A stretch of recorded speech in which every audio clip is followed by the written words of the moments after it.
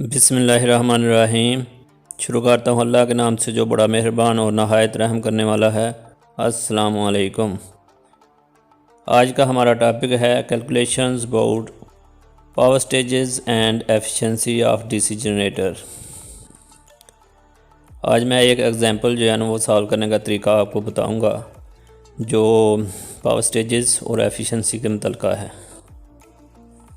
Review of last lecture में हमने DC generator के बारे में पढ़ा था और power stages of DC generator के बारे में पढ़ा था। दोबारा आपको बता देता हूँ, डीसी जनरेटर एक ऐसी मशीन है जो मैकेनिकल एनर्जी को इलेक्ट्रिकल एनर्जी में कन्वर्ट करती है, और अगर इलेक्ट्रिकल एनर्जी डीसी हो तो उसको डीसी जनरेटर कहते हैं। Power stages of DC generator. DC generator के पावर के मराहल। सबसे पहले मैकेनिकल पावर होती है, इनपुट के तौर पर हमें उसको देते हैं। तो फिर आयरन एंड फ्रिक्शन लॉसेस होते हैं और आर्मेचर में ईएमएफ जनरेट होती है। ये इलेक्ट्रिकल इनपुट कहलाती है और मैकेनिकल आउटपुट इसको कहते हैं।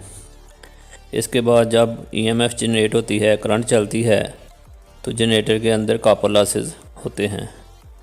कॉपर लॉसेस के बाद हमें आउटपुट मिलती है, उसे इलेक्ट्रिकल आउटपुट कहते हैं, और लोड को इलेक्ट्रिकल आउटपुट से सप्लाई फ्राहम कर दी जाती है। आज की एग्ज़ाम्पल नंबर 1। सबसे पहले आपने रीडिंग करनी है एग्ज़ाम्पल की। रीडिंग करने के बाद आपने डायग्राम बनानी है। अगर शंट जनरेटर है तो शंट जनरेटर की डायग्राम बनानी है। अगर सीरीज़ जनरेटर है तो सीरीज़ जनरेटर की डायग्राम बनानी है। अगर कंपाउंड है तो कंपाउंड की बनानी है। वो इसलिए फिर जब आप फार्मूलेज लगाएंगे तो आसानी होगी आपके लिए। एग्ज़ाम्पल हल करने का तरीका। सबसे पहले एग्ज़ाम्पल की रीडिंग करते हैं। रीडिंग करने के बाद डायग्राम बनाते हैं और डायग्राम में जो चीज़ें दी होती हैं वो साथ साथ लिखते हैं, और जो मालूम करनी होती हैं वो भी लिख लेते हैं। उसके बाद सॉल्यूशन के बाद फार्मूलेज अप्लाई करते हैं और इसको सॉल्व कर लेते हैं। सबसे पहले एग्ज़ाम्पल की reading. A shunt generator supplies 100 ampere at a terminal voltage of 200 volt. The prime mover is developing 32 bhp. Shunt field resistance 50 ohm. Armature resistance 0.1 ohm. Find iron and friction losses, copper losses and commercial efficiency. तो इस example में current जो है ना वो दी हुई है 100 ampere, और टर्मिनल वोल्टेज जो है ना वो 200 है, और मैकेनिकल पावर जो है ना वो 32 bhp है।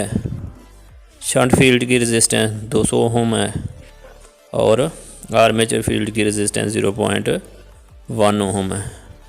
शंट फील्ड की रेजिस्टेंस 50 ओम है और आर्मेचर फील्ड की रेजिस्टेंस 0.1 ओम है। सबसे पहले शंट जनरेटर की डायग्राम बनाएंगे। जैसा कि आपको डायग्राम नज़र आ रही है, डायग्राम की तरफ देखें। पहले मैंने IL लिखा है। IL is equal to 100 ampere, क्योंकि स्टेटमेंट में पहले IL का जिक्र हुआ है, इसलिए पहले मैंने IL को लिखा है। उसके बाद टर्मिनल वोल्टेज लिखे हैं VT इज़ इक्वल टू 200।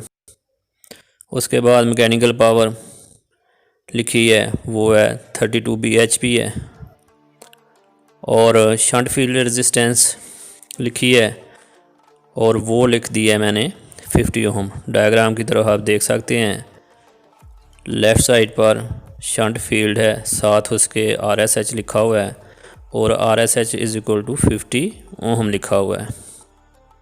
इसके बाद आर्मेचर रेजिस्टेंस है। डायग्राम के सेंटर में देखें जिसमें E लिखा हुआ है, ये आर्मेचर का सिंबल है। इसके नीचे RA लिखा हुआ है। RA से मुराद आर्मेचर रेजिस्टेंस है। Armature resistance is equal to 0.1 ohm लिखी हुई है। उसके बाद डायग्राम के नीचे आ जाएं, WI लिखा हुआ है। WI से मुराद है आयरन एंड फ्रिक्शन लॉसेस। फिर लिखा हुआ है WCU से मुराद है कॉपर लॉसेस, और ईटा C लिखा हुआ है। ईटा C से मुराद है कमर्शियल एफिशिएंसी। तो ये सारी चीज़ें जो है ना ये गिवन है, इसको आप गिवन डाटा का नाम दे सकते हैं। अब हम इसको हल करेंगे। हल करने के लिए सबसे पहले पहला स्टेप ये है कि आपने सॉल्यूशन लिखना है। डायग्राम की तरफ देखें, हमारे पास जो है ना वो आउटपुट है। आउटपुट मतलब इलेक्ट्रिकल आउटपुट। राइट साइड की तरफ देखें जहाँ VT लिखा हुआ है, और यहाँ पर I भी है। I 100 एम्पेयर है और VT 200 एम्पेयर है।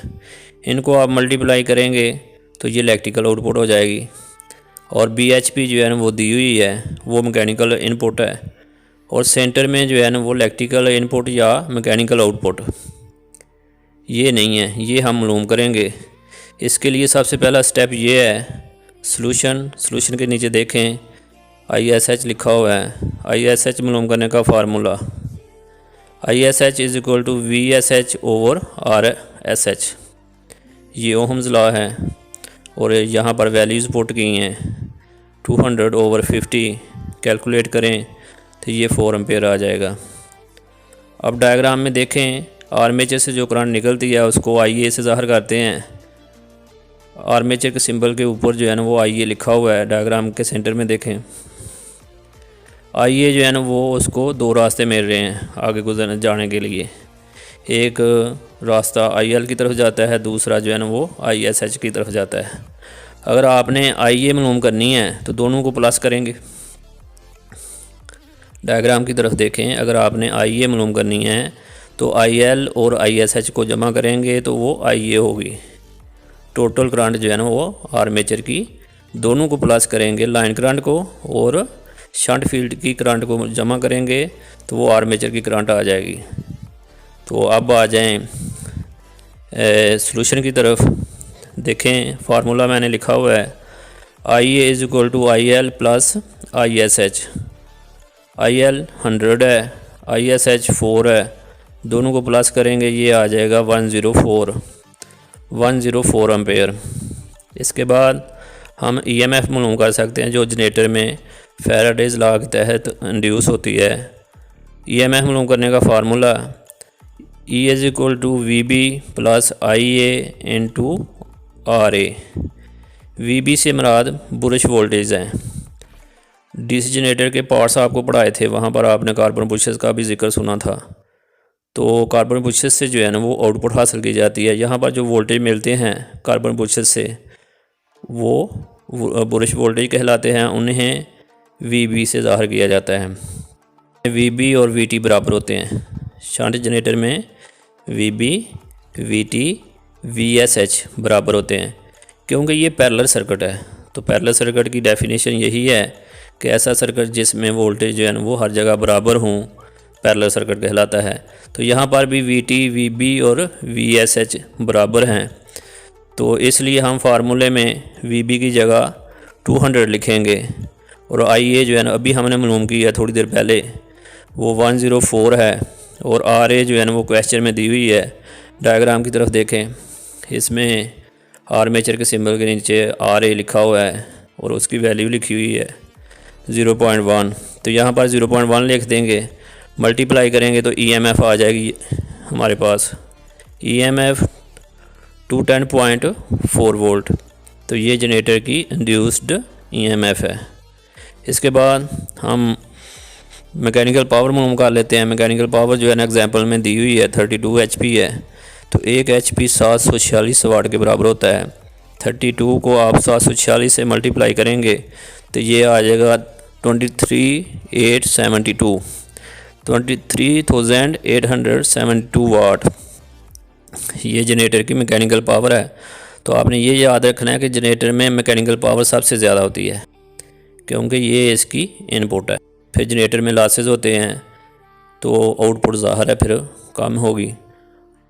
आर्मेचर की पावर आप मालूम कर लें। आर्मेचर की पावर मालूम करने का formula E into IA। EMF अभी हमने मालूम किया है।